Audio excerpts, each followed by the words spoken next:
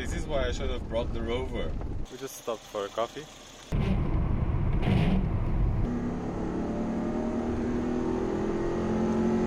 Yeah, we lost a little bit.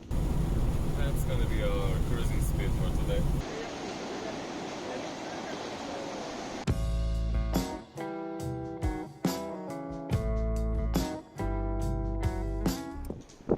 It would be pretty cool to climb and get to that, but we've walked quite a bit already and we have to walk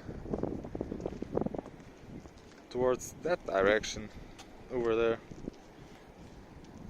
to those towers. So yeah, maybe not today. This is the old part of San Sebastian and we've never been here. Pizzeria, I'm already liking this. And we are back at our Airbnb in San Sebastian. We're going home, relax a bit, read a book. Tomorrow is another day. Hi everyone, it's now day 3 of our trip and it's still 9 in the morning. Everybody's going to work to San Sebastian, I guess. But today we are going to France. We're going to Toulouse with a stop in Pau.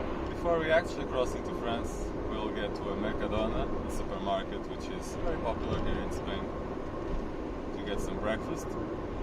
And I have to fill the tank. We still have quite a bit of petrol. It would be enough for 100 kilometers or more. So we'll probably fill the tank in Irun, which is the same town this Mercadona is, and it's near the border. There's a bit of traffic this morning, that's not surprising. As for the Alfa, it's still running as it was when we left. It leaked some coolant, it was near minimum, but honestly after more than 1,000 kilometers that doesn't surprise me. Actually this tells me that the car is not using coolant, it is leaking coolant over time. And here we are. So, we've already had breakfast and we've already filled the tank. And for these 617.9 kilometers we needed just 40.8 liters. I think this works out at around 6.6 liters per 100 kilometers. This is actually better than what I expected. I expected 7.2, something like that. So this is some sort of shopping center. There's a McDonald's here, this petrol station behind, and a couple of shops. Not the greatest of days, but it might get better since it's still early in the morning. So yeah, we're gonna cross the border now.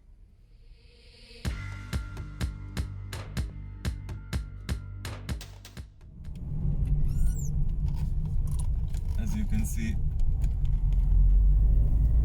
the clutch pedal is now making this annoying noise. It needs to be lubricated, but I only have WD-40 with me. It wasn't annoying on the motorway, obviously, but it is now.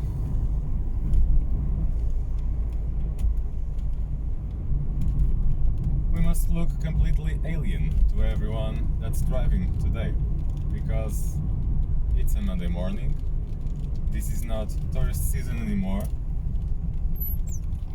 and you only see basically cars with Spanish plates. You certainly don't see cars as old as this one because most people are not crazy. And again, there's a C15 in front of us. These are really popular here.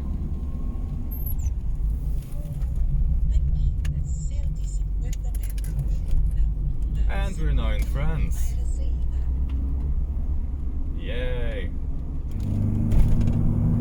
We've already been here 2 or 3 times before, but never in this direction. Always coming from France to Spain.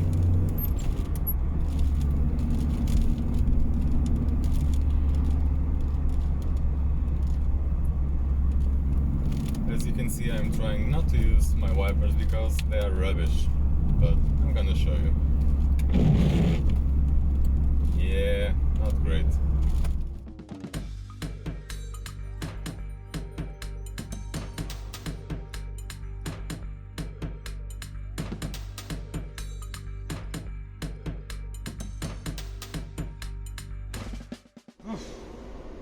I can't believe this, but it took us probably an hour or more to do about 38 kilometers. This is is an area with a lot of traffic, and the roads are not really very good at making that traffic flow smoothly.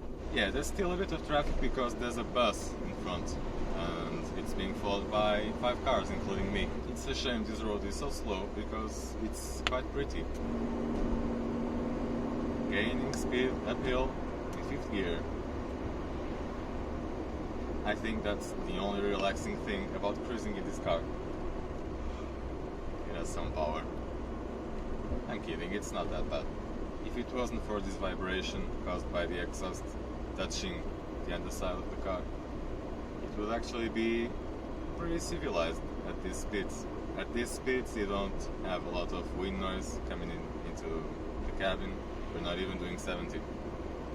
And the boxer engine is actually relatively quiet if you're not giving it the bins. And this has already been soundproofed, so of course this makes all possible rattles and creaks here more audible because the other noises are toned down. Okay, I thought we would get rid of traffic as soon as we got out of Biarritz, but it's still slow going. 8 sur 10. On le retrouve à la foire aux vins Leclerc. Ah oui. And that, monsieur, is a Citroën BX in France. It's actually the first one that I'm seeing. Those wheel caps are certainly not original, but it's still good to see one. And this is a TD. I don't know what engine is in that. We are some 30 or 40 kilometers past Pau, and there are still no motorways. This is some route that crosses all little villages, and it's really difficult. This car is a bit jittery at this kind of speed. Throttle response is not very progressive, and the gear change is a bit bulky. I mean, it's always been from new, but I think this one needs some work in terms of gear linkage. I might take a look when we get back home. Google Maps thinks that there is a faster route and that we're gonna save 4 minutes, so we should be turning in no time at all. Still not seeing an awful lot of old tat around here.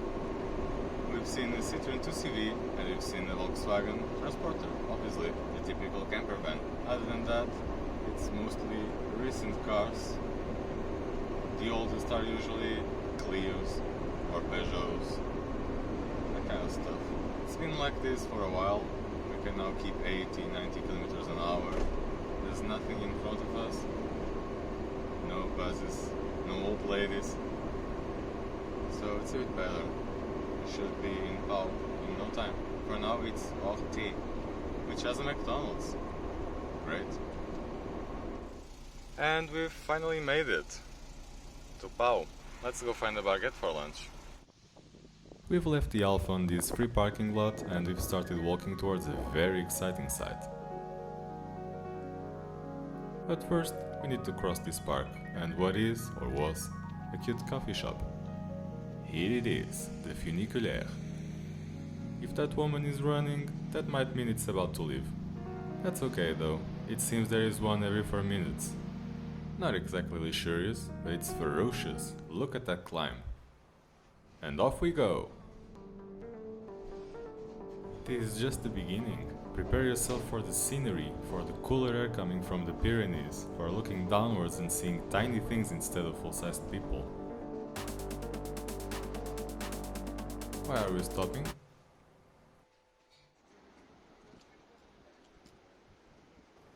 Oh, we're here already. That must be one of the most pointless funiculaires in the world. Still, it's free. And the view from the Boulevard des Pyrénées is pretty good. The city was quiet, but there are some nice buildings and it's relatively pretty. There isn't that much to see though, so we should be on our way now.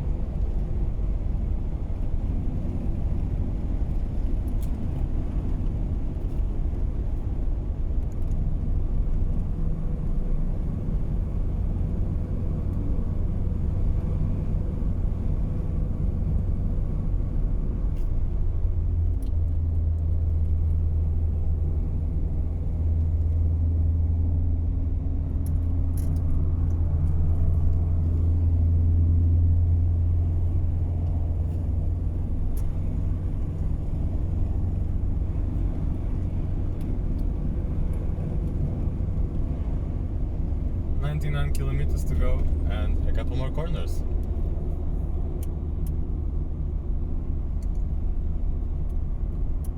This car's handling is not brilliant, but it's a lot more comfortable doing this than doing 120, 130 on the motorway.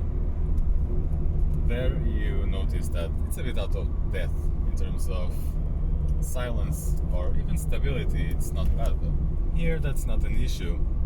It's relatively agile. As long as the road surface doesn't get too bad, it's composed enough, and there's always enough power. And this addictive engine note.